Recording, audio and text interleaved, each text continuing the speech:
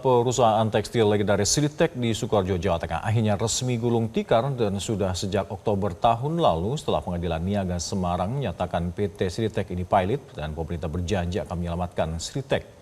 Lalu mengapa Sritek tetap gulung tikar?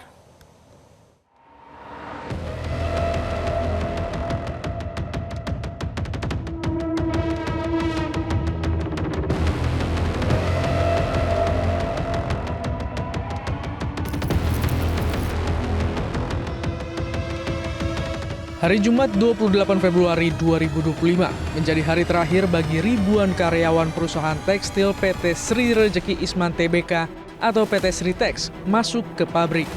Terlihat mereka menuliskan tanda tangan di seragam PT Sritex masing-masing sebagai kenang-kenangan setelah keluar dari PT Sritex dengan cara pemutusan hubungan kerja atau PHK.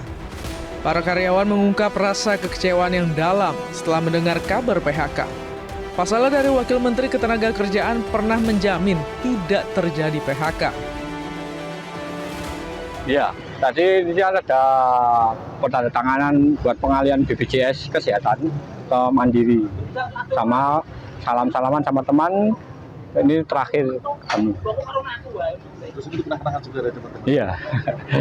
Seperti lulusan SMA ya Pak? Iya, sama lulusan, ya teman dari 1 tahun sampai yang 25 tahun. Untuk kenang-kenangan? Ya, buat kenang-kenangan. Ini hari terakhir. Iya. Yang tanda tangan siapa sih?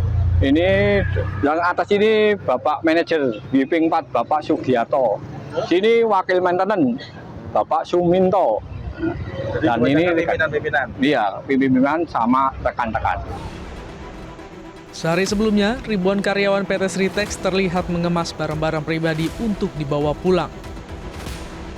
Yang sampah ini Pak, kan yang beli sendiri mau dibawa pulang. Ini kenapa dibawa pulang Bu? Kan katanya di sini nggak kepake, nanti kan di rumah bisa dipakai. Ini sudah hari-hari terakhir ya? Iya. Info PHK itu sudah sejak kapan Bu? Sejak kapan ya? Ya hampir 2 mingguan yang lalu. 2 mingguan yang lalu. Iya.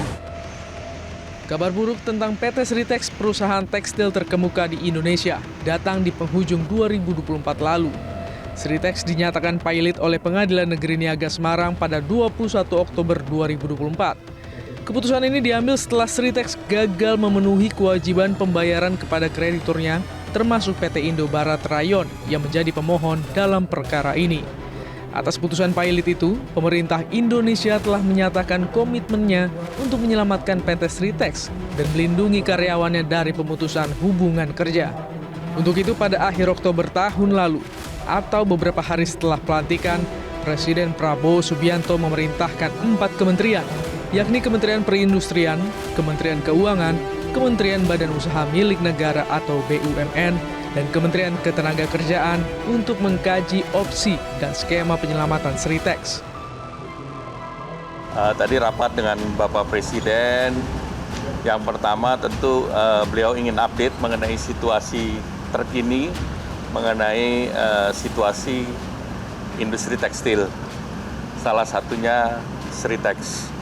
Dan arahannya beliau agar perusahaan tetap berjalan. Kemudian nanti dicarikan jalan teknisnya dicarikan. Nah, kemudian yang lain tentu ada hal-hal lain yang sifatnya teknis. Demikian. Nanti dilihat dulu karena sekarang statusnya kan sudah ada kurator. Wakil Menteri Ketenagakerjaan atau Wamenaker, Immanuel Ebenezer Gerungan, bahkan beberapa kali menyatakan komitmennya untuk menyelamatkan PT Sritex dan melindungi karyawannya dari PHK. Pada 15 November 2024, Wamenaker menegaskan bahwa tidak akan ada PHK massal di Sritex, meskipun saat itu perusahaan menghadapi isu kepailitan. Dalam rapat kreditur yang digelar di ruang Kusuma Atmaja, PN Semarang, anggota tim kurator Sritex memaparkan cash flow dari perkiraan nilai aset milik perusahaan tekstil terbesar di Indonesia itu. Salah satu anggota kurator Nurma Chandrayani memberitahukan bahwa per Februari 2025, Sritex mempunyai tagihan yang tidak dapat ditutup dengan jalannya usaha debitor yang pailit, sehingga usaha going concern sudah tidak dapat memungkinkan. Berdasarkan rekomendasi untuk penyelesaian proses kepailitan PT Sritex, PT Sinar Panca Jaya, PT Mitratex Industries, dan PT Primayuda Mandijaya dilakukan dengan cara penjualan aset-aset milik para debitur pailit. Jadi hasil sidang hari ini kita sudah menyampaikan laporan hasil pertemuan selama 21 hari antara kurator dengan debitur pailit. Sehingga hari ini sudah kita sampaikan juga bahwa kesimpulannya adalah tidak dilakukannya dengan tersebut. Jadi hari ini sudah disampaikan juga oleh tim pengawas bahwa pernyataan insolvensi terhadap yang menjadi pertimbangan tadi apa saja, Mbak? Karena modal kerja yang sudah tidak ada, kemudian juga dari segi keuangan memang sudah tidak mampu untuk melakukan bayar sehingga akan merugikan harta pailit. Itu sih. Total utang Sritex mencapai 26,02 triliun rupiah. Utang mereka ke Indobarat sendiri hanya 101,31 miliar rupiah per Uni 2024 atau 0,38%. Namun keterlambatan pembayaran utang itu berakibat fatal setelah perusahaan mengikat homologasi dengan para kreditor yang membuat mereka otomatis jatuh pailit.